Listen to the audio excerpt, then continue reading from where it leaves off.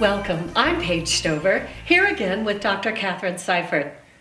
Dr. Seifert, since September 11th, 2001, incidents of terrorism seem to be increasing at an astonishing rate. What's causing this increase in terrorist behavior? I think terrorism has always been with us. But now, as different cultures come in contact with each other, we have cultures where it is very common, number one, to mistreat women, and where it's very common for them to have power structures and dictators to come in contact with cultures that have democracy. As these cultures come in contact with each other, there's conflict about how a culture should be run.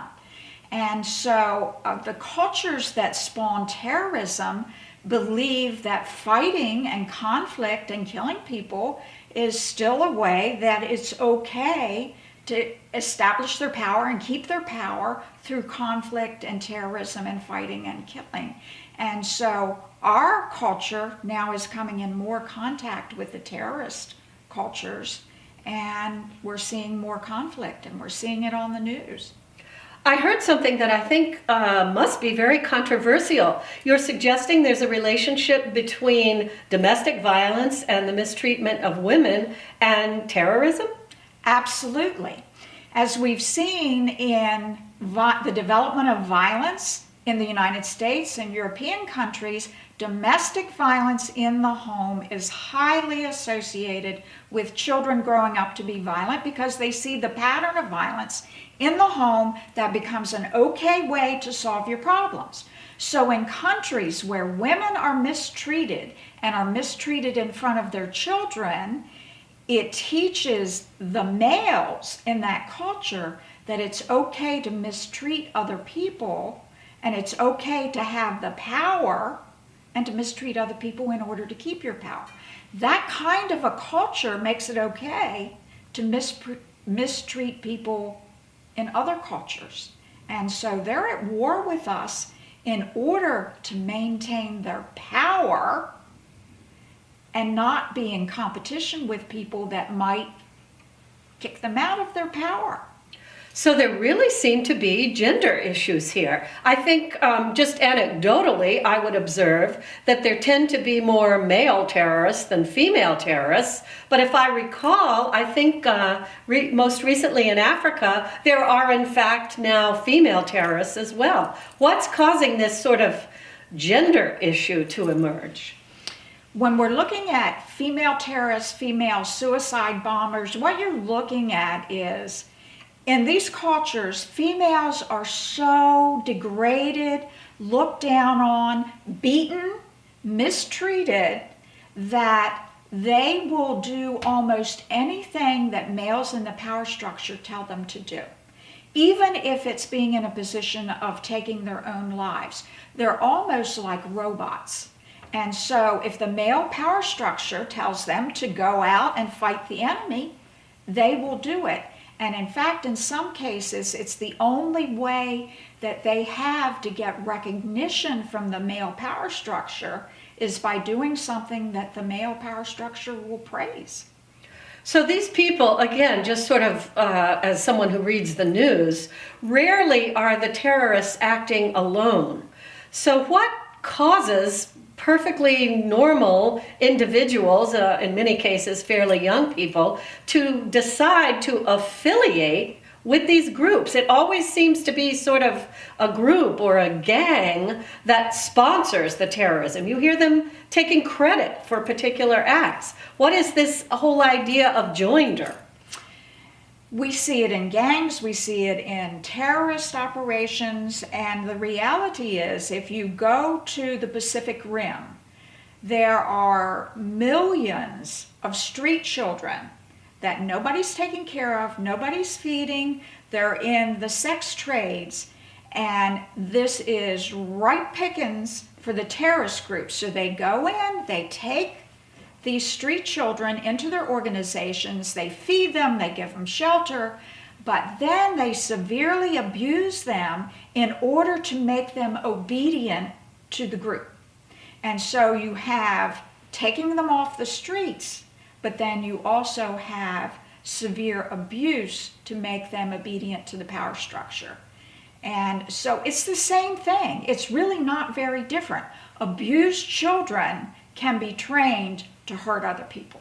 So it seems to be going back again to this whole idea of failure to attach. Or is the child now attaching to the charismatic leader of the group? And what we need to distinguish here is that there is deep emotional attachment that you see when a child is well taken care of, and a superficial attachment. The superficial attachment is one that says, you will do everything I tell you to do. There's no thinking, there's no problem solving, there's no independence. It's just very, very superficial, more like a robot doing what someone tells them to do. It is not emotional attachment. So you mentioned before about the prevalence of, or susceptibility, I guess, of young people on the streets in the Pacific Rim. But so much terrorism, and perhaps I'm wrong here, but again, just reading the paper, so much of it seems to be coming out of the Middle East under the flag of a Muslim, advancing Muslim values and a Muslim culture. What's the relationship there to choosing terrorism as a way to problem solve, if you will? I think there's two things that work here. One is in the Pacific Rim, because they have so many young recruits, they are picking up children from the Pacific Rim and taking them to the Middle East. Mm-hmm. The other piece is in a shame culture, an honor shame culture, which we have in the Middle East, where you see the mistreatment of women and mothers in the homes. Those children are also susceptible to being drawn into this culture of a male power structure where it's okay to hurt other people.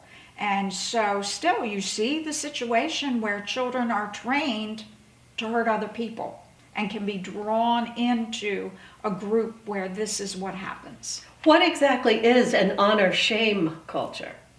An honor-shame culture is one that your honor is based on, the honor of the whole family is based on the obedience of all of its members. And so if, for instance, a woman does something that is not strictly obedient to, let's say, Sharia law, she has shamed her family.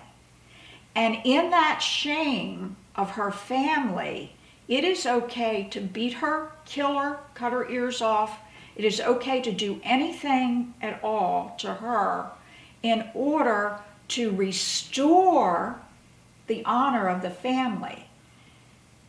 Destroying her physically restores the honor of the family. So it's a shame honor. I see. So the stoning of the young woman, that story was in the news recently. That would be an example of what you just described. Absolutely. And stoning is still used in a lot of these cultures. And so a woman who has dishonored her family,